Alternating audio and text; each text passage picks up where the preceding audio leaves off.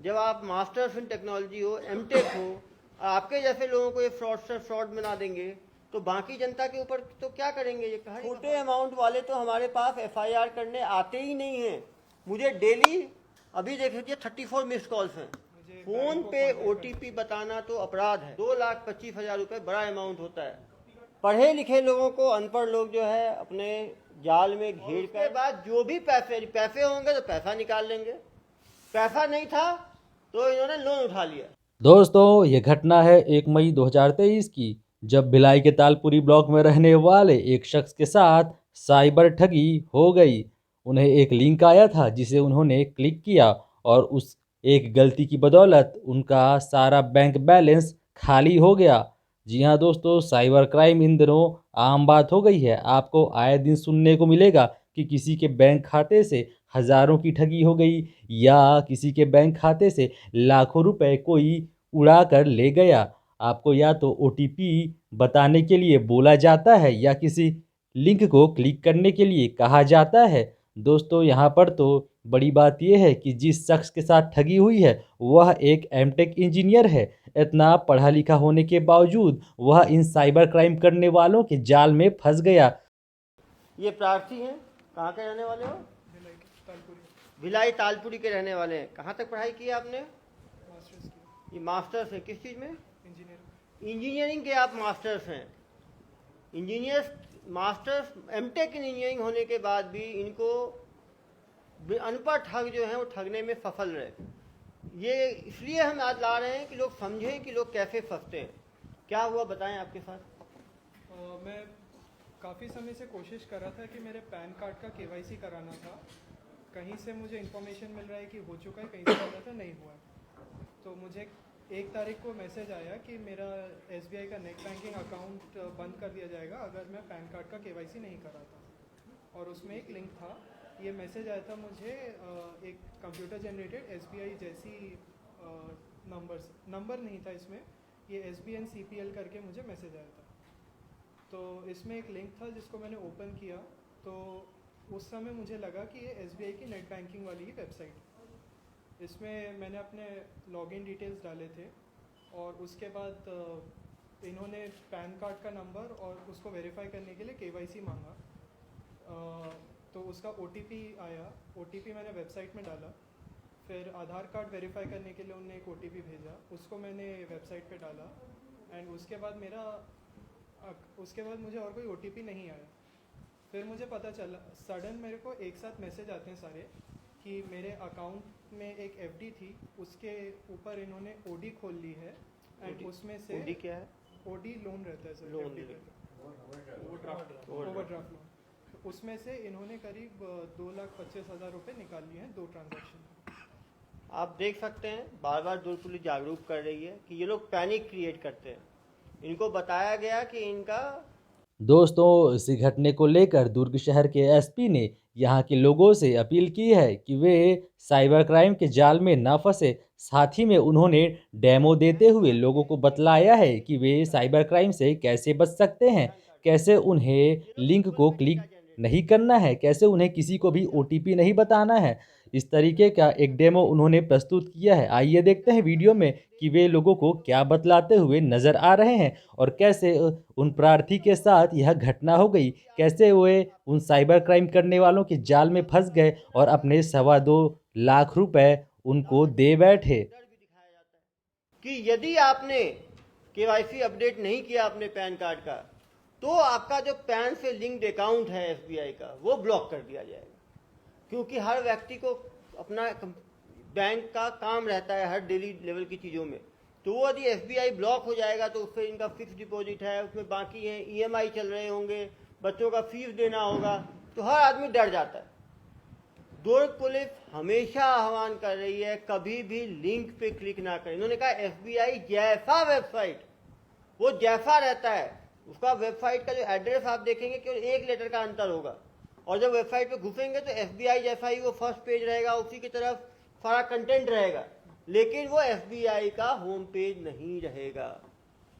हम लगातार जनता से आह्वान कर रहे हैं कि यदि आपको कोई चीज़ करना भी है तो उसके ऑफिशियल वेबसाइट पे जाएं। आपके पासबुक पे लिखा रहेगा SBI का वेबसाइट, आप SBI का www जो भी SBI का प्रॉपर वेबसाइट है उस पर जाएं, कभी भी लिंक क्लिक करके ना जाएं। इन्होंने लिंक क्लिक किया, वो लिंक जो लेके गया वो एक फर्जी वेबसाइट पे लेके गया, जो कि जिसका कंट्रोल उस हैकर के पास था, फ्रॉड के पास था, फ्रॉडस्टर के पास।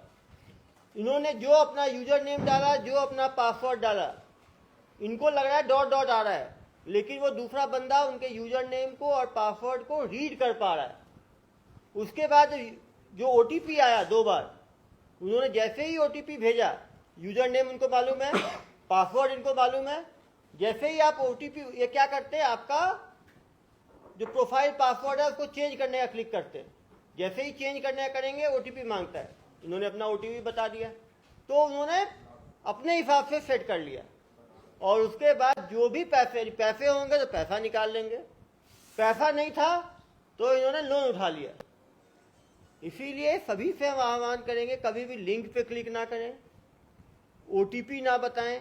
OTP में बहुत चीज़ें होती हैं, सही OTP क्या है, गलत OTP क्या है, क्योंकि काफ़ी बार हमें बैंक से OTP आता भी है।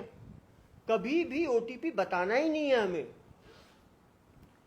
कभी भी थर्ड पर्सन को फोन पे OTP ना बताएं। काफी लोग कहते हैं, अमेजोन वाले आते हैं OTP मांगते हैं, सामने OTP है, सामने उसको दें और सामने इंटर करेगा। कभी भी फोन पे किसी को OTP ना बताएं, किसी भी लिंक को क्लिक ना करें। इन 2 चीजों पे इतनी ज्यादा फ्रॉड हुई है, उसके बाद भी लोग अवेयर नहीं हो पा रहे हैं।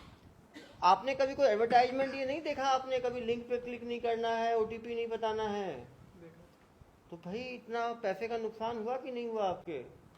जब आप मास्टर्स इन टेक्नोलॉजी हो, MTech हो, आपके जैसे लोगों को ये फ्रॉड बना देंगे, तो बाकी जनता के ऊपर तो क्या करेंगे, ये कहरी बरसा देंगे। या 2,27,000, कितना वो बताओ भाई? 2,25,000। 2,25,000 रुपये बड़ा अमाउंट होता है। 1 तारीख की मंडे। ये आदत छोड़ दें, किसी को OTP नहीं बताना है, और OTP कोई भी फोन पे नहीं मांगता है। इवन कुरियर वाले आते हैं, इवन आप होटल में जाओगे तो जो OTP होता है सामने दाबना होता है। कहीं भी OTP फोन पे नहीं मांगा जाता, फोन पे OTP ना दे। उन्होंने सही बोला, यदि कोई डाउट था तो बैंक से बात करते कि आप हेल्पलाइन पे, क्या आपके द्वारा, और ये भी बहुत जरूरी है, हेल्पलाइन नंबर गूगल पे ना ढूंढे। जब हमारा फ्रॉड होता है तो हम हेल्पलाइन गूगल पे ढूंढते हैं, और गूगल पे ढूंढते हैं तो वो फिर फ्रॉडस्टर अपना नंबर ऊपर में रखता है। हमेशा जब आप बैंक में अकाउंट खोल रहे हैं तो बैंक का वेबसाइट एड्रेस, बैंक का हेल्पलाइन नंबर अपने पासबुक पे ही लिख लें। ATM ब्लॉक करने का प्रोसीजर, जिससे कभी भी आपको गूगल पे सर्च करने की आवश्यकता ना पड़े। ये तीसरी गलती की आपने। और ये 3 बड़ी गलतियों के कारण कितने का नुकसान हुआ आपको? 2,25,000। 2,25,000। कितने मिनट में निकल गए 2,25,000? 7 से 8 मिनट में। 7 से 8, आप समझ सकते हैं। और वो 2,25,000 कैसे RTGS से ट्रांसफर हुए, कैसे ट्रांसफर हुए? लोन अकाउंट में उनने डिसबर्स करा के अपने उसने दूसरे बैंक अकाउंट में, बैंक अकाउंट तुरंत RTGS किया होगा, रियल टाइम ट्रांसफर। आप समझ सकते हैं 7 से 8 मिनट में पैसे ट्रांसफर हो गए। उसके बाद पैसे को होल्ड करना संभव ही नहीं है, और उसने तुरंत निकाल भी लिए होंगे उस अकाउंट से ज्यादातर पैसा। पुलिस जांच करती है, फ्रॉडस्टर्स को पकड़ती है, लेकिन इतने ज्यादा साइबर फ्रॉड हो रहे हैं कि एक को पकड़ना संभव भी नहीं है।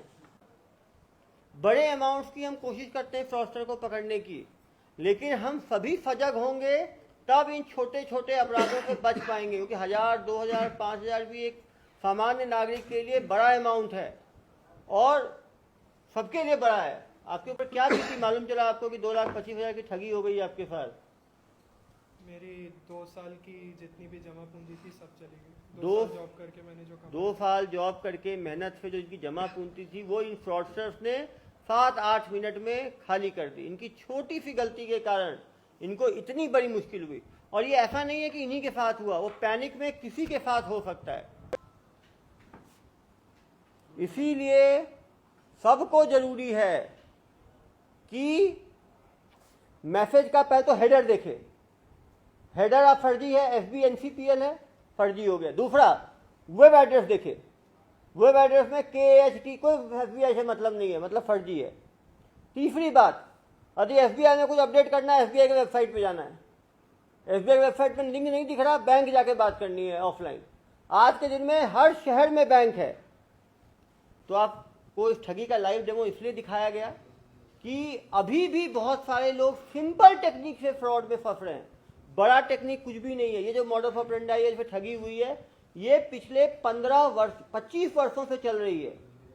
2000 के बाद से ये मॉड्यूल चल रहा है, उसके बाद भी लोग फंस रहे हैं। इसमें कोई ऐप डाउनलोड कराने की आवश्यकता नहीं पड़ी, केवल लिंक क्लिक हुआ। लिंक क्लिक होने से वो जो यूजर नेम पासवर्ड इन्हीं से लिखवाया गया, वो उन्होंने रीड किया, जो इनका ओटीपी था वो लिया, जिससे कि उनके वो इंटरनेट बैंकिंग पे घुस के कुछ चेंजेस कर पाए, और लोन जो स्वीकृत हुआ उसका ओटीपी गया इनके पास कि आपने लोन लिया है। उन्होंने जैसे ही ऑथेंटिकेट किया, लोन स्वीकृत हो गए। इन्होंने यदि ओटीपी भी नहीं बताया होता तो वो, लेकिन या तो आप ऐप डाउनलोड करोगे तो आपके वो मैसेज पढ़ पाएंगे, या आपसे फिजिकली फोन करके वो ओटीपी लेंगे। इनसे इन्होंने फोन करके ओटीपी लिया। तो वही 3 चीजें दोबारा रिपीट, बार बार हम लोग रिपीट कर रहे हैं। लिंक पर क्लिक ना करें, फोन पे ओटीपी ना बताएं, होम पेज पे जाके काम करें, साइबर अवेयर रहें, सुरक्षित रहें, और अपनी जो गाढ़ी मेहनत की कमाई है उसको बचा पाएं। धन्यवाद। तो दोस्तों, जैसा कि आपने देखा, दुर्ग शहर के एसपी श्री अभिषेक पल्लव ने लोगों को साइबर क्राइम से बचने की जानकारी दी है। उन्होंने बतलाया है कि आपको किसी भी लिंक पर क्लिक नहीं करना है। दूसरी बात यह है कि ओटीपी आपको किसी को भी फ़ोन पर नहीं बतलाना है। अगर ओटीपी डालने की ज़रूरत पड़ती है तो फ्रंट टू फ्रंट ही देना है। इसके साथ ही जिस शख्स के साथ यह घटना हुई है, उन्होंने भी बतलाया है कि उन्होंने क्या क्या गलती की है। अगर उन्हें कुछ भी डाउट था, उन्हें अपना पैन कार्ड वेरिफिकेशन कराना था, तो उन्हें सीधे बैंक में जाना चाहिए था, ना कि ऐसे किसी लिंक पर भरोसा करना चाहिए था। अगर आपको भी कुछ चीज़ सर्च करना है या बैंक से रिलेटेड कोई नंबर जानना है, तो आपको गूगल पर सर्च नहीं करना चाहिए, क्योंकि ये ठग वहीं से अपना कारोबार जमाते हैं, वे वहीं से अपना शिकार ढूंढते हैं। दोस्तों, अगर यह वीडियो आपको पसंद आया हो तो इसे लाइक करिए, चैनल को सब्सक्राइब करिए, वीडियो को शेयर करिए, ताकि दूसरे लोग भी साइबर क्राइम की ठगी से बच सके। और वीडियो पर कमेंट करके बताइए कि अभिषेक पल्लव जी का काम आपको कैसा लगा। मिलते हैं नेक्स्ट वीडियो में, तब तक के लिए धन्यवाद।